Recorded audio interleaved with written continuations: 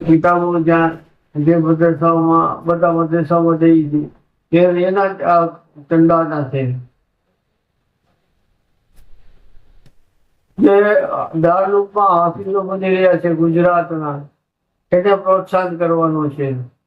જે ગુજરાતના બધા દારૂમાં કારી સાહેબો કિરાતનો શીખી રહ્યા છે એને મદદ કરવાની છે. એને શીખવવા વાળા ઉસ્તાદને મદદ કરવાની, એની ખિદમત કરવાની છે. દીનનું સાહિત્ય ઘરે ઘર પહોંચાડીને બધાને નમાજ, મોટી રાત, મોટા દિવસોની ઇબાદત કરવા માટે જે છપાય છે એમાં પૈસા દેવાના છે, એ ભેગા કરવાના છે. આ માટે અમે આ ચંદો કરી, અલ્લાહને રસૂલની ખુશી માટે, આવા કામો કરવા માટે અમે આ ચંદો કરી રહ્યા છીએ. એવી નિયત અત્યારથી કરશો, બસ નિયત જ અલ્લાહ જોવે છે. નિયતનો અજર મળી જાય છે. એ કામ થાય તો ભલે, અને કદાચ અલ્લાહના કારણે કોઈ કારણે ન પણ કરી શક્યા હોય તો પણ જેટલી નિયતો વધારશો આપણે તો અલ્લાહ ખૂબ દેવાનો છે. મેં ગયા મીટિંગમાં કદાચ વાત કરી હતી કે બની ઇઝરાઈલમાં એક પૈગંબર ઇસ્લામ વખતમાં દુકાળ પડ્યો હતો. તો એક ઉમ્મતીએ નિયત કરી કે અમે તો પહાડ જે છે એનો ચોથો ભાગ જો અનાજ બની જાય ને તો બધાને એમનો આપવા, બધી મખલુકને, ઉમ્મતને. પહાડ કઈ અનાજ બનવાનો નતો, શક્ય જ નહોતું.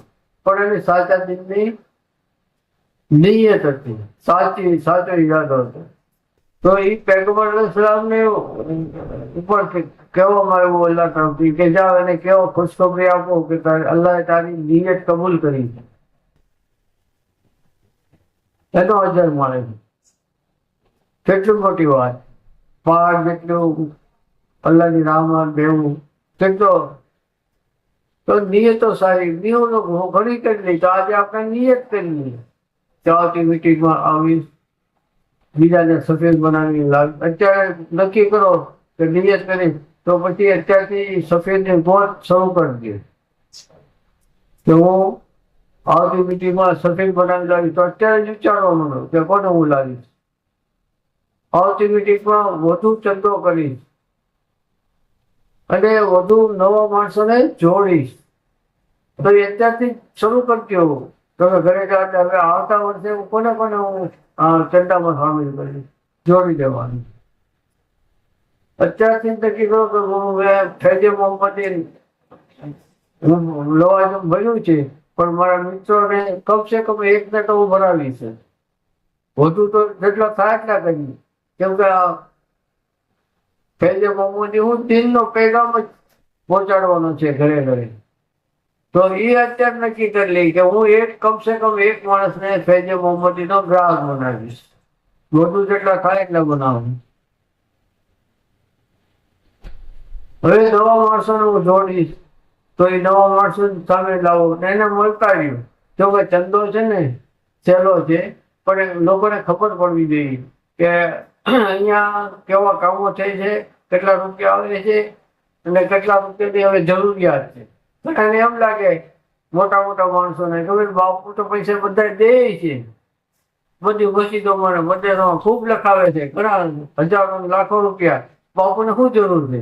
ભાઈ બાપુને જરૂર નથી. બાપુ દે છે તો આ બધા તમે દીવો છો એના જ દે છે ને મસ્જિદો માટે. તો એ પણ બધાને સમજાવવું પડશે કે ભાઈ આપણે રૂપિયાની જરૂર હતી, રૂપિયો આવતો હતો. અત્યારે રૂપિયો આવ્યો છે ને 4 રૂપિયાની જરૂર છે. તો આપણે 3 રૂપિયા ભેગા વધારે કરવા પડશે ને, એ બધાને કેવું પડશે. પાછું લેવો સબબ બનાવવાનો અલ્લાહ છે ભાઈ. આપણને ફિકર નથી, પણ આપણે કોશિશ હોવી જોઈએ. કોશિશ આપણે કરવી જોઈએ, એટલે આપણે કરીએ છીએ બધું. બાકી તો અલ્લાહ સબ ઉપર આવે. અલ્લાહ આપણા ગુમાનમાં ન હોય, આપણા ખ્યાલમાં ન હોય, એ રીતે એની મદદ મોકલે છે. આપણે કલ્પનામાં પણ ન હોય એ રીતે એની મદદ આવે છે. એનો દાખલો અત્યારે જોઈ ગયો ને, ગાડિયાદાર ગ્રુપ અને હાજી બિલાલ. આપણી કલ્પનામાં હતું કયા? બોલો, કોની મદદ આવી? તો આપણે કામ છે કોશિશ કરવી, બાકી મદદ તો અલ્લાહ કરે છે, એના કામ છે. આ દિનના કામો હું કે તમે કોઈ કરી શકશો? આપણી તાકાત નથી કે એક સળી આંખી અહીંયા હલાવી શકીએ, જ્યાં સુધી અલ્લાહ ન ચાહે. અને નેક ઈરાદો છે એ અલ્લાહ તરફથી હોય છે. અલ્લાહ નેક ઈરાદો દિલમાં નાખે છે અને આપણે કરી શકીએ. બસ અલ્લાહની બારગાહમાં અર્જ કરીએ કે અલ્લાહ આપણને ઈમાનની જિંદગી આપે, અને જે આપણે જે પણ જીવીએ જેટલું તે એની ખુશી વાળું, એના મહેબૂબ પાકની તરીકા વાળો અને ખુશી વાળી જિંદગી અલ્લાહ આપે. બસ ને એ આખેરત બનાવવા માટેનો આ એક સારામાં સારો રસ્તો છે. આ દિનના કામોમાં આપણે લાગેલા રહીએ. અલ્લાહ આપણે બધા એની ખિદમત, નેક કામો, ઇબાદતો, દુઆઓ બધી કબૂલ કરે, અને આપણી ગુનાઓ, આપણે તકલીફો, આપણે લર્જીસો, ખતાઓ અલ્લાહ માફ કરે, અને એના ફજલથી આપણી દુનિયા કામયાબ કરે, આખેરત કામયાબ કરે.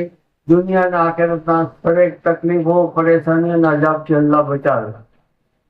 સવાલ